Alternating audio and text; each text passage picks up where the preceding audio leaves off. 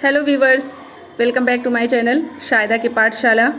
दोस्तों, नवीन शिक्षक संदर्शिका की पीडीएफ सभी स्कूलों में पहुंच चुकी है। इसी हिसाब से हम सब कार्य कर रहे हैं। इसी के हिसाब से शिक्षक डायरी भी भरी जा रही है।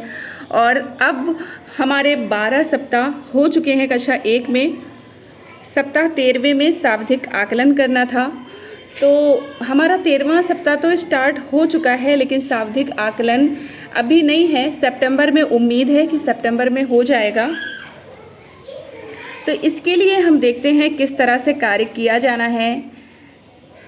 9 से 12 सप्ताह में जो हमने किया है उसका रिवीजन कर लेंगे, पुनरावृत्ति कार्य कर लेंगे।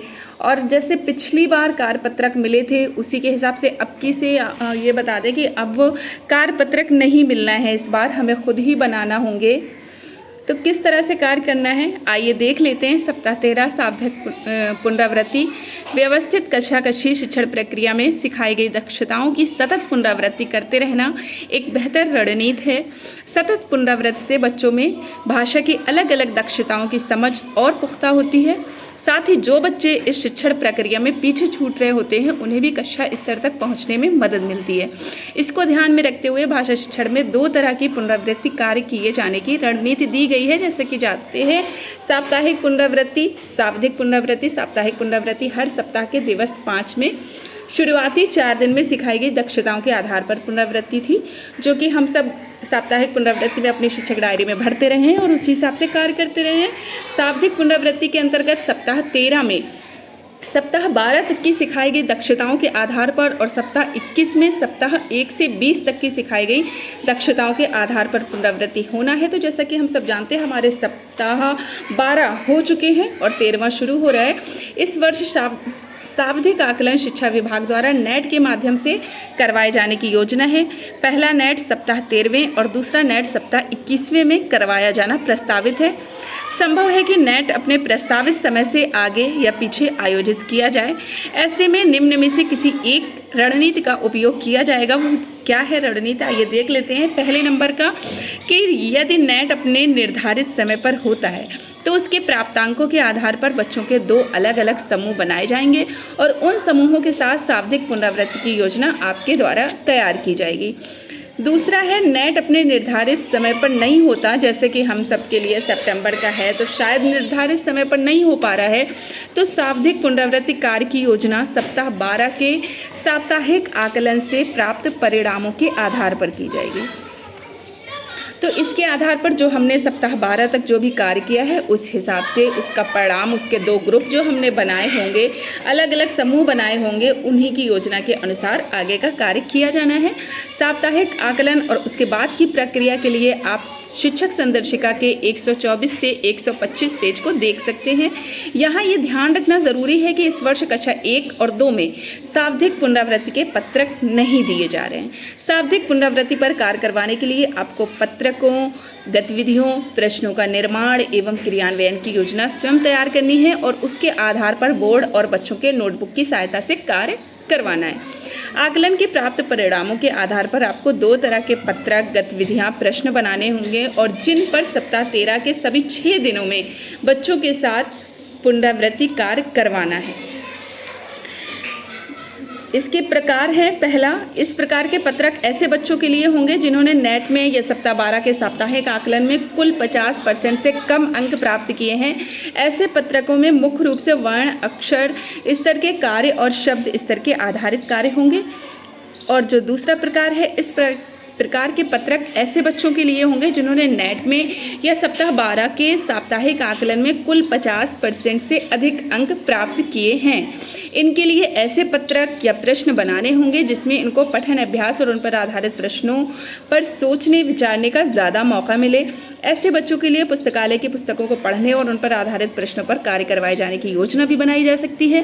शाब्दिक पुनरावृत्ति पत्रकों, गतिविधियों पर प्रतिदिन प्रत्येक बच्चे के साथ करवाया जाना सुनिश्चित किया जाए ताकि सभी बच्चे इसमें भाग ले सकें। ये था हमारा भाषा का शाब्दिक पुनरावृत्ति का कार्य कि किस तरह से किया जाना है।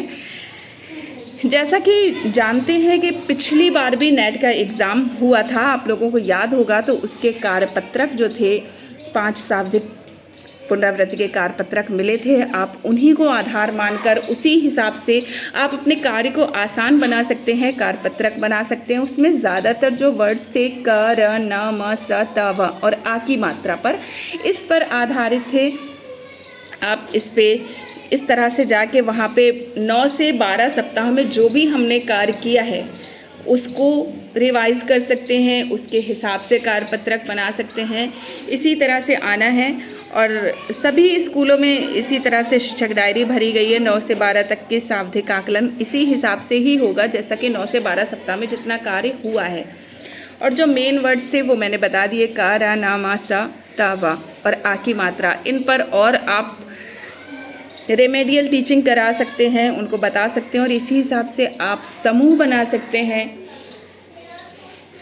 कार्यपत्रक बनाकर उनसे भरवा सकते हैं। इस हिसाब से कार्य किया जाएगा और ये 13वें सप्ताह के 6 दिन में ये होना है। और हमारे यहाँ सुन रहे हैं सितंबर तक हो जाएगा ये सावधिक नेट का जो एग्ज़ाम है। इसके लिए अब हम देख लेते हैं कि किस तरह से गणित में सावधिक पुनरावृत्ति का क्या कार्य किया जाना है, उस पर भी नज़र डालेंगे। लेकिन दोस्तों, अगर आप हमारे चैनल पे नए हैं तो प्लीज़ इसे सब्सक्राइब कर लीजिए और नोटिफिकेशन बेल को ऑन कर दीजिए। वीडियो अच्छी लगती है तो लाइक कीजिए। ये देखते हैं रेमेडियल कार्य। शिक्षक आवश्यकता के अनुसार बच्चों के साथ रेमेडियल कार्य करें और अवधारणा को स्पष्ट करें। अब इसमें ये 4 सप्ताह का 9 से 12 का ये सामने है आपके कि किस तरह से क्या क्या कार्य किया जाना है और इसको 6 दिन में आपको डिवाइड करना है। जैसे कि पहले नंबर पे है दूर पास और ऊपर नीचे की समझ विकसित करना, दाएं बाएं और आगे पीछे की समझ विकसित करना, वर्गीकरण और क्रम की समझ बनाना। इसके लिए आप 1 दिन निर्धारित कर लें, 1 दिन में ये कार्य हो जाएगा। सप्ताह 13 में दूसरे में एक की संगति की समझ बनाना, छोटी कविताओं और कहानियों को निर्माण द्वारा 1 से 9 तक की संख्याओं की मात्रात्मक समझ ठोस वस्तुओं और चित्रों के साथ बनाना, 1 से 9 तक की संख्या की मात्रात्मक समझ, क्रमांक की समझ व दोनों में अंतर की समझना। तीसरे सप्ताह का जो 9, 10, 11वें सप्ताह का जो कार्य है वस्तुओं में 1 से 9 तक की विभिन्न व्यवस्थाओं में गिनना, 1 से 9 तक की संख्या को आगे पीछे के क्रम में, 1 से 20 तक की संख्याओं को ठोस वस्तुएं। इसके लिए आप 2 दिन निर्धारित कर सकते हैं। इसी तरह से चौथे के लिए भी आप 2 दिन ले सकते हैं। जैसे कि गिनने के सिद्धांत में 1 to 1 के साथ 1 से 20 तक की संख्याओं को समझना, फिर गिनने के सिद्धांत के साथ 1 से 20 तक की संख्या को आगे और पीछे के क्रम में गिनना। तो ये थोड़ा सा तीसरा और चौथा जो था हमारा, यानी कि 11 और 12 सप्ताह, इसके लिए आप 2 दिन निर्धारित करें। तो इस तरह से ये 4 आपके 6 दिवस में डिवाइड हो जाएंगे और आपका सप्ताह 13 का सावधिक कार्य पूरा हो जाएगा। दोस्तों, हमारी वीडियो आपको कैसी लगी ज़रूर बताइएगा लाइक करके और ज़्यादा से ज़्यादा अपने शिक्षक साथियों को शेयर करके। मिलते हैं नेक्स्ट वीडियो में। धन्यवाद।